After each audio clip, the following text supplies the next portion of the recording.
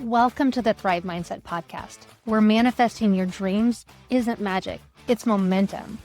I'm your host, Carrie Dahle, entrepreneur, author, and manifestation coach, and I'm here to help you stop holding yourself back and start building the life you've been craving.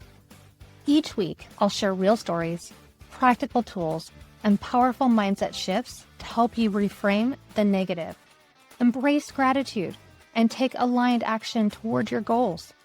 If you're ready to up-level your life, your relationships, your success, then this is your place.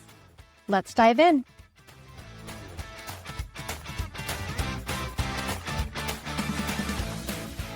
Welcome back to the Thrive Mindset Podcast. I'm your host, Carrie Dahle, and I'm so glad that you're here with me today. I really want to start by saying that if you're listening to this and life feels messy right now, you're exactly in the right place. Because today's episode, I'm not coming from a place of having it all figured out. In fact, I'm coming from the middle of it, the real, raw, unexpected middle of it. I want to tell you about my Mother's Day weekend. I had it all planned. You know how you picture something? I had this vision of Sunday morning. Coffee, probably still hanging out in my pajamas for a little while. My husband sitting there just chatting with me like he normally does. My middle son and daughter-in-law coming down and hanging out with us for a little bit. And then we'd all go meet his other brothers and their significant others at brunch. And we've been looking forward to it. And honestly, I was excited, right? I was excited finally to get out in the garden and get some plants and flowers in the ground and just have one of those good, happy days. Well, that is not what happened. The weekend actually started with around 5 o'clock on Friday, our phones all buzzing with an emergency alert from our daughter's phone. She had been in an accident and she's out of state from us. And it was horrific. Actually, my husband didn't even hesitate for a second. He just packed his bag and got in the car and took off to go make sure she was okay. And I stayed home holding my breath and holding the house together and holding on to hope. And that was hard in itself, just sitting in the uncertainty of what? Waiting for updates and just worrying, right? And she ultimately, it's amazing that she survived, to be honest. And I'm so grateful that she did. And I'm so grateful to be able to share this story today. But during those first little bit of time, it was terrifying. So we get through her and knowing that she's alive and safe and definitely beat up and broken and has lots of metal in her body now, but she's okay. And that was hard. But then Mother's Day morning arrived. And instead of waking up to the coffee and flowers, I woke up to another one of my kids in serious pain. And we ended up in the emergency room that morning with his appendix needing to be removed. And yeah, that was crazy in itself too, because apparently there was a lot of emergencies everywhere that weekend. And so there was no bed for him at the hospital. They had to just wait. So we just sat in one ER of one hospital, waiting for them to find a bed in another hospital and also waiting for them to find a surgeon who was available to do the surgery. And we still didn't get it all done until Monday morning at his appendectomy. But as crazy as all this is and as hard as it was, here's the one thing I want you to hear, because it's the most important thing. And that was, everyone's going to be okay. Both my kids are going to be okay. And I say that not to skip past like being scared, but because That truth is my anchor in the situation. And that truth is what I kept coming back to every single time my mind wanted to spiral. I just kept saying, everyone is going to be okay. But sitting in the waiting room in a weekend that looked nothing like the one I had planned, I found myself with some serious choices in front of me. And that's what I want to talk about because here's what I've come to understand about the unexpected. When it's something as big as a medical emergency or something that feels smaller but still knocks the wind out of you, there are always these moments, a split second where you feel hit, right? And then that moment where you have a choice.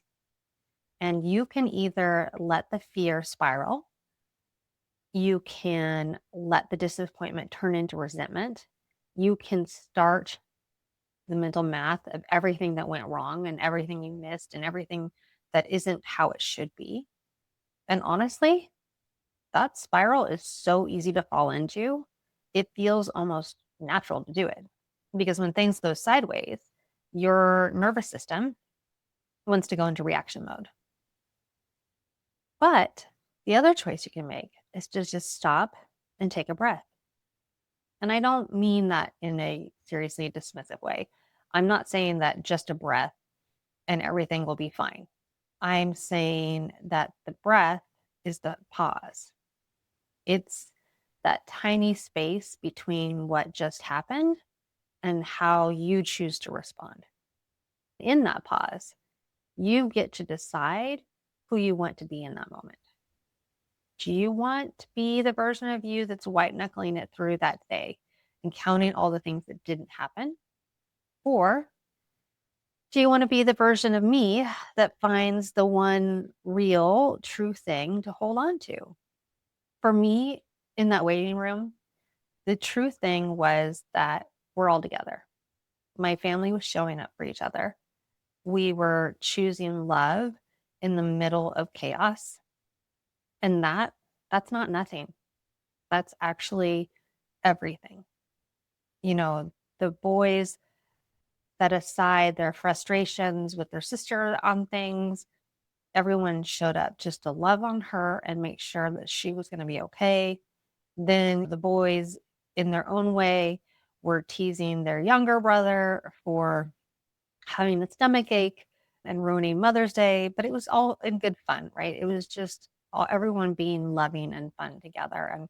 And then the two in the hospital were FaceTiming each other, asking who was going to outdo the other one. I mean, it was humorous and fun and silly, but also it made it better. And and just that love, that isn't nothing, right? That's actually everything. This episode of the Thrive Mindset podcast is brought to you by the Scott Lewis Group at John L. Scott Real Estate. Buying or selling a home is more than just a transaction. It's your move. It's your next chapter. And we're here to make sure that your move is remarkable. We know this market inside and out, and we care deeply about helping you find more than just a house. We want you to find the place where your life truly thrives. Whether you're stepping into your first home, upgrading to something new, or starting something fresh, you deserve more than ordinary. With the Scott Lewis Group, it's your move.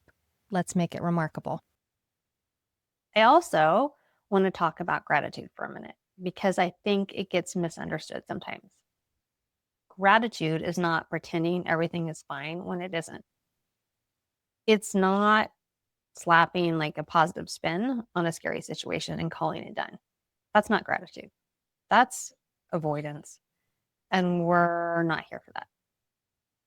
But real gratitude is something different. It is a practice of looking for what is true and good, even when the circumstances are hard. It doesn't dismiss the hard, it just exists along with it. So, in a weekend where I didn't get Mother's Day plans that I planned, I also had a husband who didn't think twice about dropping everything for our child. I had a son who needed me, and I was there. I had a family that it loves each other so much, so fiercely, that they show up in the hard moments. I had my own capacity to sit in discomfort and not fall apart completely. And that's something to be grateful for too. The brunch didn't happen. My garden didn't get planted. And I genuinely don't care about it right now because gratitude has always had a way of putting those things in a proper place for me. Because when you practice it, not just when things are good, but especially when they're not, it becomes like an anchor and it helps you get through those big waves of life. I do want to give you something practical to take with you because I think that that's where the real work lives. So here are 3 things that I came back to this weekend and I want to offer to you. Number 1, take a breath first. Before you start fixing, before you pick up the phone and start calling everyone you know, just pause. 1 real intentional breath. It sounds almost too simple to matter, but I promise you it does. Because that pause is where your power lives. You cannot think clearly from a place of panic. That breath brings you back to your body and back to the present moment and back to yourself. Okay, number 2, find 1 true thing.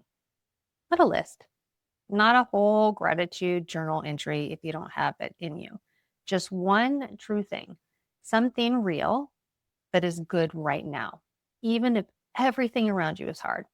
1 person who loves you, 1 moment of grace, 1 sign that you're not alone in this. That 1 true thing, use that to hold on to.